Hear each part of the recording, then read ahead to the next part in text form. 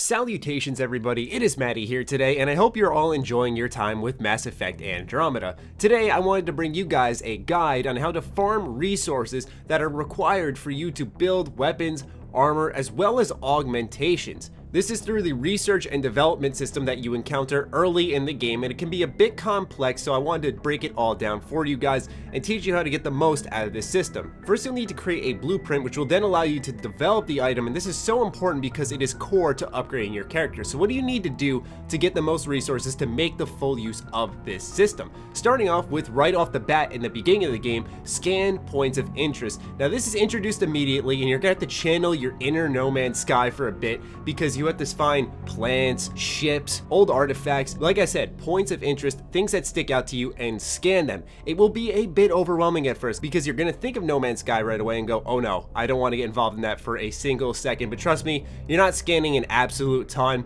and as the game progresses, you do get used to the ebb and flow of the system, which is, oh, that is definitely an object I can scan.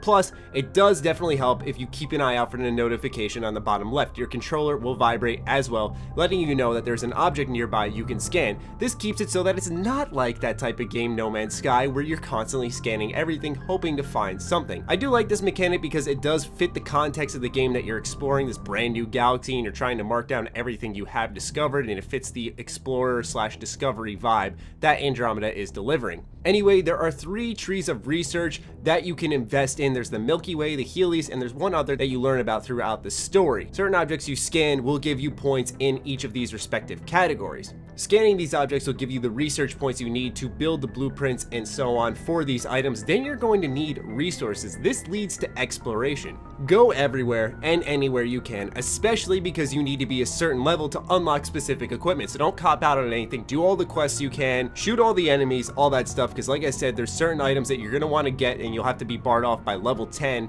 but you'll have a certain amount of resources. So it's very good to make sure you're leveling up while you're doing all of this. While you're out there, keep an eye out for these interesting looking rocks. They'll stick out like a sore thumb, trust me, and they'll allow you to net even more of the resources that you are looking for. These are typically found in points of interest, but for example, on Eos, the first planet you fully explore, I noticed all of them were by monoliths surrounded by the shroud that you do discover. So as long as while you're on foot and around a, like I said, general point of interest, you'll find objects to scan. You're gonna find these types of resources to mine for your character, but it's not just resources you can collect on foot. There's also traversal via the Nomad. While driving around, there's going to be a scanner on the top left corner of the screen. When you're near an area with resources, the AI is going to alert you. These places aren't something you frequently encounter, so make sure you do bring up your scanner and find the area containing the highest amount of resources. Now it'll say most likely that the area is rich in resources, and when you bring up your scanner, you're going to see the bars completely empty and think,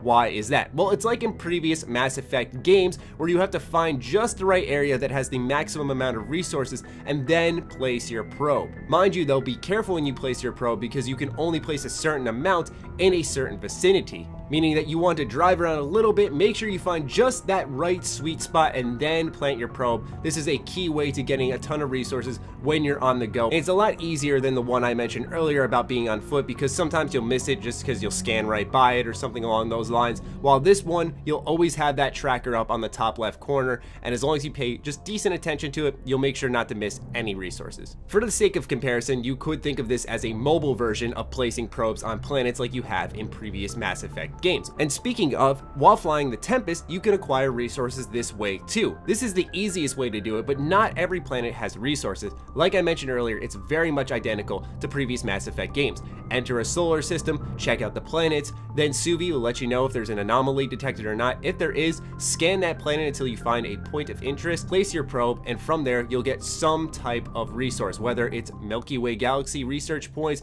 Helios research points, or a type of resource that you desperately need to craft weapons and armor. It's also worth mentioning that while you are scanning planets in space, you might discover a satellite or two, and those will also give you Milky Way research points as well as the other categories for that research. So do keep in mind that this system is very flexible, but it's core to the entire game. It's not really something you can opt out of, so it's very good to make sure that you invest in this gameplay loop. It's essentially built off of 3 pillars, which is exploring, scanning, and probing. I know it sounds a little gross, but seriously, that's the best way to do it. As long as you're doing those 3 things, you'll be good to go. Just keep that in mind while you're going around Mass Effect Andromeda, and you'll have all the best gear you can get in no time. It's also worth considering that you can buy resources from specific vendors. They can be hard to come across from time to time, but it's very useful considering while you're out exploring, you'll be collecting scrap from the remains of enemies as well as containers you find. If you swap these out for money, you'll be able to buy a decent amount of resources, but I really recommend the traditional route and saving your money for other means that you'll need to build your character. But still, the option is there for those who want to really cash in on all the resources they can possibly bring about. From there, you're good to go.